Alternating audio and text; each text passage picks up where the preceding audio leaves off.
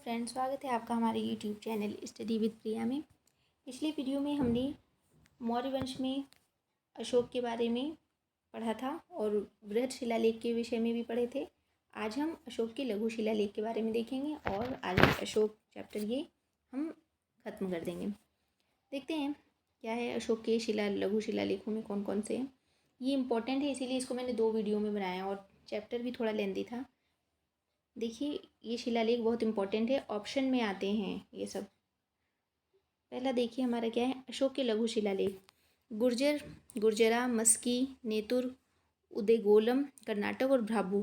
ऐसे पूछा जाता है भाब्रू शिलालेख किस स्थान से प्राप्त हुआ है, तो राजस्थान। उदेगोलम कर्नाटक से, मस्की भी कर्नाटक से और नेतुर भी कर्नाटक से, और गुर्जरा कहाँ से, एमपी से प्राप्त हुआ है। इनसे अशोक के व्यक्तिगत जीवन की जानकारी मिलती है। मस्की शिलालेख में अशोक को बुद्ध शाक्य कहा गया, ये इम्पॉर्टेंट है। मस्की कहाँ से प्राप्त हुआ है, कर्नाटक से। अगला है अशोक के भाब्रू लघु शिलालेख को त्रिरत्न शिलालेख कहा जाता है। किसको, ये भी इम्पोर्टेंट पॉइंट, क्योंकि अशोक को इसमें बौद्ध धर्म के बुद्ध त्रिरत्न बुद्ध, धम्म और संघ के प्रति आस्था प्रकट करता है। इम्पॉर्टेंट है, इसको नोट कर लीजिए अपने शॉर्ट नोट्स में। अगला है अशोक के स्तंभ लेख। अशोक के स्तंभ लेखों में बृहद स्तंभ लेख कौन कौन से, दिल्ली टोपरा, दिल्ली मेरठ, दिल्ली लोरिया, अरराज बिहार, लोरिया नंदनगढ़ बिहार, रामपुरवा बिहार, प्रयाग यूपी। इन जगहों से स्तंभ लेख प्राप्त हुए हैं। अशोक के लघु स्तंभ लेख सांची और सारनाथ से प्राप्त हुए हैं। अशोक के बृहद शिलालेखों के अलावा स्तंभ लेख भी खुदवाएं 6 स्थानों से प्राप्त किए गए हैं। प्रत्येक पर 7 घोषणाएं दी गई हैं। दिल्ली टोपरा अभिलेख को फिरोज शाह तुगलक अपनी राजधानी कोटला ले गया और इसे स्थापित किया। ये इंपॉर्टेंट है, इस अभिलेख को कौन ले गया था, फिरोज शाह तुगलक अपनी नई राजधानी कोटला ले गया। और इसी स्तंभ लेख में इसकी 7 घोषणाओं का उल्लेख है। बाकी सभी स्तंभ लेखों में इसकी 6 घोषणाएं ही मिलती हैं। फिरोज शाह तुगलक मेरठ अभिलेख को भी दिल्ली ले गया। विग्रह राज चतुर्थ का लेख दिल्ली टोपरा स्तंभ लेख पर खुदा हुआ है। अगला क्या है, इलाहाबाद में क्या है, इलाहाबाद स्तंभ लेख को रानी का लेख भी कहा जाता है। ये मूलतः ये कौशाम्बी में था। इसे कौन सा लेख कहा जाता है, रानी का लेख भी कहा जाता है। इसी अभिलेख पर समुद्रगुप्त की संधि विग्राहक हरिशेन ने प्रयाग प्रशस्ति लिखी है। वेरी इंपॉर्टेंट, प्रयाग प्रशस्ति किसमें, हरिशेन ने इसी पर लिखी है। जहांगीर ने भी इस पर अपना लेख खुलवाया है। अगला पॉइंट है लौरिया नंदनगढ़। इस अभिलेख में ही मयूर की आकृति बनी हुई है। ये सभी इंपॉर्टेंट है। ये एक एक पहचान है शिलालेखों की, किस शिलालेख की क्या पहचान है। जैसे इसमें बताया, इसमें मयूर की आकृति बनी हुई है और इलाहाबाद वाले में प्रयाग प्रशस्ति लिखी हुई है और ये इसको रानी का लेख भी कहा जाता है। बहुत सारी चीज़ें, इसको आप नोट डाउन करते चलिए। वीडियो को पॉज कीजिए और इसको नोट कीजिए। आपके ने देखा होगा कि फ़ोन में मैंने देखा बहुत सारे स्टूडेंट बहुत सारा PDF डाउनलोड करके रखा है। उनके पास समय नहीं है उसको पढ़ने के लिए। फ़ोन उठाएंगे, खोल लेंगे यूट्यूब में शॉर्ट्स देखेंगे और कोई डांस का वीडियो या कुछ भी देखते रहेंगे। लेकिन पढ़ाई के लिए अगर PDF बहुत ज़्यादा लेंदी हो जाते हैं जो भी है, तो आप कोशिश कीजिए अपने हाथों का शॉर्ट नोट्स बनाने की। अगर आप अपने हाथों से छोटे छोटे शॉर्ट नोट्स बनाएंगे तो ये होता है कि एग्ज़ाम टाइम में आपको पता रहता है, आप नोट कर लेते हैं, आप नोट डाउन कर लेते हैं कि क्या आएगा। मतलब कि एक सरसरी निगाह से आप उसको देख लेते हैं और वो जल्दी रेडी हो जाता है। ना कि आप PDF के डाउनलोड किए हुए नोट्स को पढ़ते रहें। एक शॉर्ट नोट्स सभी को बनाना ज़रूरी होता है, सभी सब्जेक्ट का बनाना चाहिए आपको। आप देखेंगे कि आपको वो चीज़ें ज़्यादा देर तक याद रहती हैं, ना कि मोबाइल में देखकर PDF जो डाउनलोड हुए रहते हैं उससे आपको नहीं उतना याद होगा। आप अपनी कलम उठाइए, कॉपी उठाइए, उससे लिखिए, कोशिश कीजिए, ठीक है, कोशिश कीजिए, देखिए आपको खुद पता चलेगा। अगला हमारा क्या है, लौरिया अरराज। यह बिहार के गया जिले में स्थित है। रामपुरवा यह भी बिहार जिले में है। अशोक ने अपने राज्याभिषेक के 10वें वर्ष बौद्ध गया यात्रा पर गए और 20वें वर्ष लुम्बिनी की यात्रा पर गया। आगे क्या है, रुम्मनदेई लघु शिलालेख। ये भी वेरी इंपॉर्टेंट। अशोक द्वारा बलि की समाप्ति कर दिया गया और भाग का 1/8 कर के रूप में लिया जाएगा। रुम्मनदेई लघु शिलालेख में ये वर्णित किया गया है। अगला क्या है, सारनाथ लघु स्तंभ लेख में भारत का राष्ट्रीय चिन्ह लिया गया, इसमें 4 चिन्ह बने हुए हैं। कहाँ से लिया गया? सारनाथ लघु स्तंभ लेख से। अगला, सांची के स्तंभ लेख में 4 चिन्हों के नीचे दान चुभते हुए हंस की आकृति है।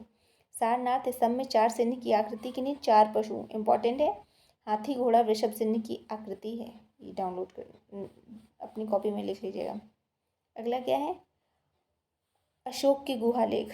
गुहालेख भी अशोक ने बिहार में स्थित बराबर की पहाड़ियों में आजीवक संप्रदाय के लिए सुदामा, कर्ण, चौपार और विश्व झोपड़ी नामक गुफाओं का निर्माण करवाया। Very important. अगला हमारा क्या है पॉइंट? अशोक के पुत्र दशरथ ने बिहार स्थित नागार्जुन की पहाड़ियों में आजीवक संप्रदाय के लिए निम्न गुफाओं का निर्माण कराया। गोपी, लोमर्षि, वर्थिका। ये वेरी इंपॉर्टेंट है। और ये भी गुहालेख दोनों आप याद कर लीजिएगा कि पहाड़ी कौन सी बराबर की पहाड़ियों में तो अशोक ने निर्माण करवाया था आजीवक संप्रदाय के लिए, लेकिन अशोक के पौत्र दशरथ ने बिहार की नागार्जुन की पहाड़ियों पर भी आजीवक संप्रदाय के लिए निम्न गुफाओं का निर्माण कराया था। ये चौपार और विश्व झोपड़ी भी इम्पोर्टेंट है। अगला, मौर्यकालीन प्रशासन। मौर्यकालीन प्रशासन कैसा था, हम देखते हैं। मौर्य प्रशासन में मंत्री क्या कहलाते थे? अमात्य कहलाते थे। Very important. इन्हीं अमात्यों में से कुछ मंत्री छट जाते थे जिन्हें सामूहिक रूप से मंत्रण कहा जाता था। मंत्रियों के चरित्र की जांच हेतु परीक्षण, उपधा परीक्षण किया जाता था। उपधा परीक्षण से तात्पर्य नैतिकता की जांच करना है। मंत्रण में पुरोहित, प्रधानमंत्री, समाहर्ता, सन्निधाता और युवराज को शामिल किया जाता था। इसमें से प्रत्येक को जो विभाग सौंपे जाते थे उन्हें तीर्थ कहा जाता था। और इन विभागों के अध्यक्ष क्या कहलाते थे? महामात्र या तीर्थ कहलाते थे।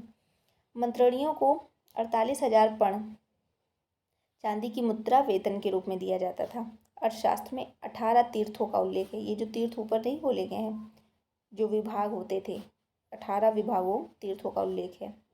अगला हमारा पॉइंट क्या है? प्रमुख तीर्थ भी इसमें देख लीजिए कौन से हैं। पहला पुरोहित, दूसरा प्रधानमंत्री। मौर्य काल में पुरोहित व प्रधानमंत्री दोनों पद एक ही व्यक्ति को नियुक्त किया जाता था। चंद्रगुप्त के काल में चाणक्य, बिंदुसार के काल में चाणक्य, खल्लाट तथा अशोक के काल में राधागुप्त इस पद पर थे। अगला है समाहर्ता। राजस्व विभाग के प्रधान अधिकारी को क्या कहा जाता था? समाहर्ता। ये सभी इंपॉर्टेंट है, याद रखिएगा। थोड़ा मेहनत लगेगी लेकिन इसको आपको याद करना पड़ेगा। सन्निधाता राजकीय कोषाध्यक्ष को कहा जाता था। युवराज उत्तराधिकारी को कहा जाता है। प्रदेष्टा फौजदारी न्यायालयों के न्यायाधीश को कहा जाता है। कर्मांतिक औद्योग धंधों का प्रमुख अधिकारी होता था। व्यवहारिक दीवानी न्यायालयों का न्यायाधीश को कहा जाता था।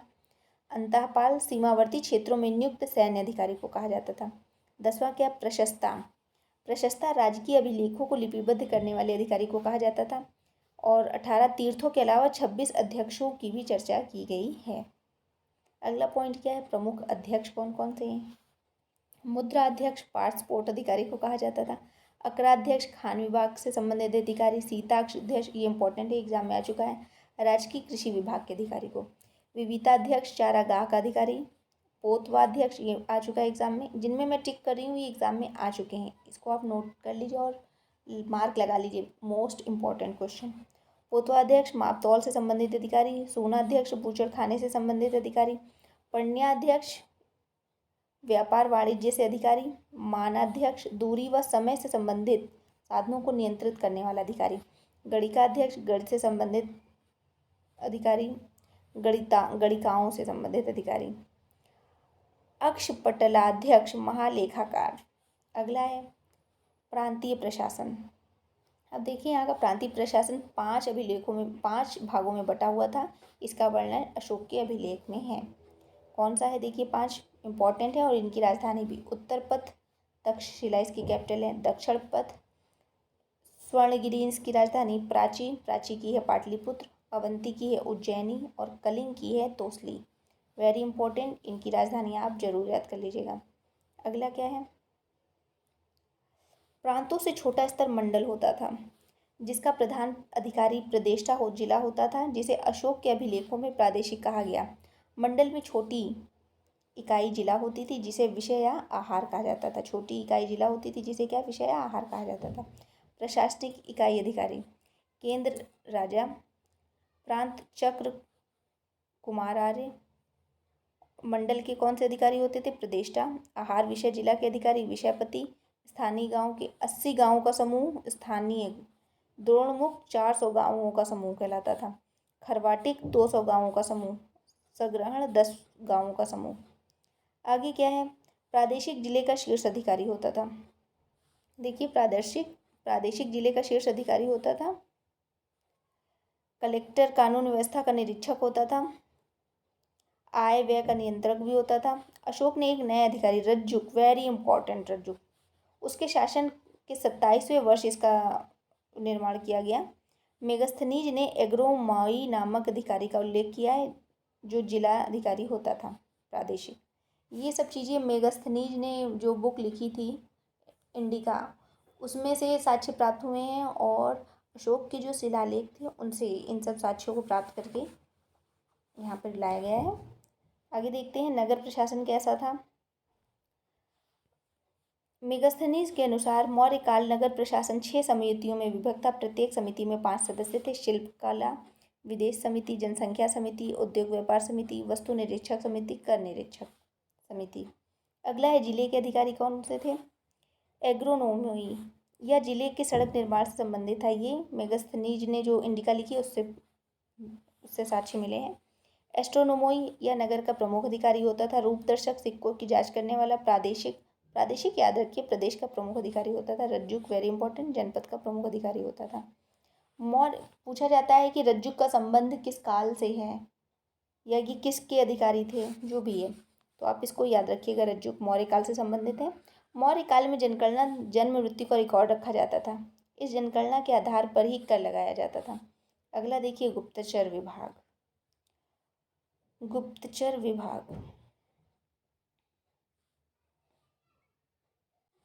गुप्तचर विभाग, कौटिल्य ने गुप्तचरों के लिए गूढ़ शब्द का प्रयोग किया है। किसका, गूढ़ शब्द का ही। और गुप्तचर विभाग के लिए महामात्य पर सब शब्द प्रयोग किया है। गुप्तचर 2 प्रकार के थे। गुप्तचरों, पहला संस्था और संचार, एक स्थान पर रहकर गुप्तचर का कार्य करने वाले संस्था, और संचार, घूम घूम कर गुप्तचर का कार्य करने वाले। इनके शासनकाल में महिलाएं भी गुप्तचर का कार्य करती थी। अगला है न्याय प्रशासन कैसा था। मौर्य काल में न्याय प्रशासन व्यवस्था का प्रमुख राजा स्वयं राजा होता था। 2 तरफ के न्यायालय मौजूद थे। न्यायालय जिलेवार, प्रत्येक में 6 न्यायाधीश होते थे। कंटक शोध न्यायालय, वेरी इंपॉर्टेंट, कंटक शोध न्यायालय में क्या होता था, आधुनिक फौजदारी न्यायालय के समान था। इसका न्यायाधीश प्रादेशिक कहलाता था। और दूसरा क्या, धर्मस्थनीय न्यायालय, आधुनिक दीवानी न्यायालय के समान था, और इनका न्यायाधीश धर्मस्य कहलाता था। प्रत्येक न्यायालय में 6 न्यायाधीश, ये दोनों वेरी इंपॉर्टेंट है, नोट डाउन कर लीजिएगा। सैन्य प्रशासन के बारे में अब देखते हैं। कौटिल्य ने सेना को 3 भागों में विभक्त किया था। यह विभाग महामात्य सर्प के अधीन होता था। प्लिनी के अनुसार चंद्रगुप्त के पास 6 लाख सेना थी। कितनी सेना थी, 6 लाख।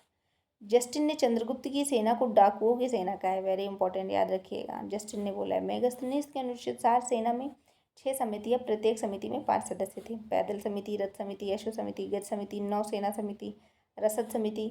अब 6 लाख सैनिक थे, सोचिए उसको मैनेज करना कितना मुश्किल होगा, लेकिन मैनेज करते थे पहले के राजा। मौर्यकालीन अर्थव्यवस्था कैसी थी। अर्थशास्त्र में 21 करों का उल्लेख किया है कौटिल्य ने। और मौर्यकालीन अर्थव्यवस्था कृषि प्रधान हो चुकी थी तथा भारत में द्वितीय नगरीकरण की प्रक्रिया शुरू हो गई थी। पहली नगरीकरण कब हुआ था, वो हुआ था हड़प्पा सभ्यता में, वो नगरी थी ना, और ये द्वितीय नगरीकरण की प्रक्रिया शुरू हो चुकी थी। राजकीय भूमि क्या कहलाती थी, सीता, वेरी इंपॉर्टेंट। इसका अधिकारी सीता अध्यक्ष कहलाता था, वेरी इंपॉर्टेंट। सीता भूमि पर अत्यधिक कर लिया जाता था। सीता भूमि अस्थानांतरणीय होती थी। मेगस्थनीज ने उल्लेख किया है कि राजा भूमि का मालिक होता था, पर यह बात गलत है। अगला क्या है, कौटिल्य ने अर्थशास्त्र में सिंचाई की व्यवस्था का महत्वपूर्ण माना है तथा इस व्यवस्था के लिए सेतु बंध शब्द का प्रयोग किया है। अगला क्या है, कृषकों, अगला पॉइंट क्या है हमारा, कृषकों को राज्य सिंचाई व्यवस्था उपलब्ध कराई जाती थी। इसके बदले में जो कर लिया जाता तो उसे उदारमार कहा जाता था। प्रसिद्ध सुदर्शन झील का निर्माण चंद्रगुप्त मौर्य के राज्यपाल पुष्यगुप्त द्वारा कराया गया था, वेरी इंपॉर्टेंट, ये 2-3 बार मिल भी चुका है। अगला, अशोक के समय तुशस्य ने इस झील का पुनरुद्धार कराया था। हमारा अगला पॉइंट है स्तूप, मौर्य काल के बहुत ही फेमस है। स्तूप का सर्वप्रथम उल्लेख ऋग्वेद में मिलता है, जिसका अर्थ होता है उठती हुई ज्वाला। अगला है प्राकृतिक भाषा में स्तूप के लिए थूप शब्द का प्रयोग किया गया है। आधार पर उल्टे कोटेनुमा आकृति अंड कहलाती है। इसका मध्य भाग जहाँ बुद्ध के अवशेष रखे गए हैं, इसे हर्मिका कहा जाता है। इसके चारों ओर बनी रेलिंग को वेदिका कहते हैं। वेदिका और अंड के मध्य का पक्ष प्रदक्षिणा पथ कहलाता है। सबसे प्रसिद्ध स्तूप सांची का स्तूप है। इसकी खोज किसने की थी? 1818 में जनरल रायट ने की थी। यह मध्य प्रदेश के रायसेन जिले में स्थित है।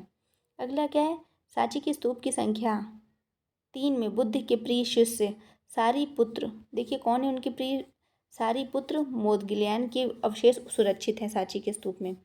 4 प्रकार के होते हैं शारीरिक, जिन स्तूपों में बुद्ध के अवशेष रखे गए थे उन्हें, और पारभौगिक, बुद्ध के दैनिक जीवन में काम आने वाली वस्तुएं। उद्देशिक, ये स्वयं बुद्ध से संबंधित है। और संकल्पित स्तूप में क्या होता है? बौद्ध, प्रसिद्ध बौद्ध स्थानों पर बौद्ध धर्म के अनुयायियों द्वारा बनाए गए स्तूप। अगला है स्तूप के शुंग काल में पेड़ों पर लताओं में लिपटी हुई नारी की मूर्तियां प्राप्त हुई, जिन्हें साल भंजिका कहा जाता है।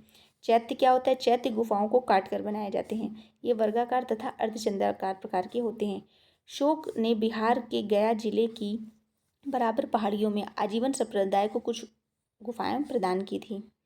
अगला क्या है?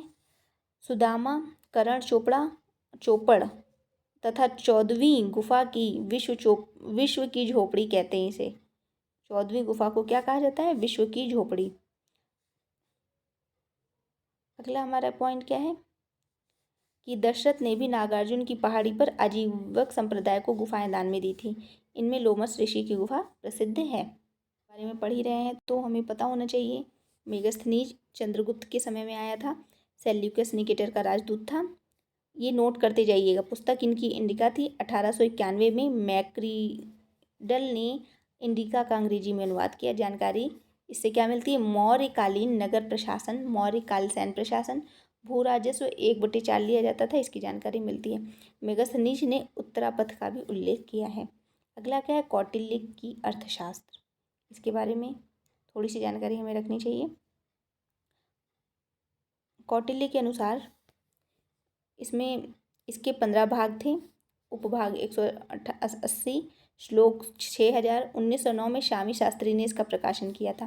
प्रथम अधिकरण विनयाधिकारी राजा के व्यवहार का वर्णन है। द्वितीय में क्या है? अध्यक्ष प्रचार, अध्यक्ष के कार्य एवं उनके विभागों का वर्णन है। तृतीय अधिकरण में क्या है? धर्मस्थयी, दीवानी न्यायालयों से संबंधित है। चौथा अधिकरण में कंटक शोध, वेरी इंपॉर्टेंट, कंटक शोध फौजदारी न्यायालयी मामलों से संबंधित है, वेरी वेरी इंपॉर्टेंट।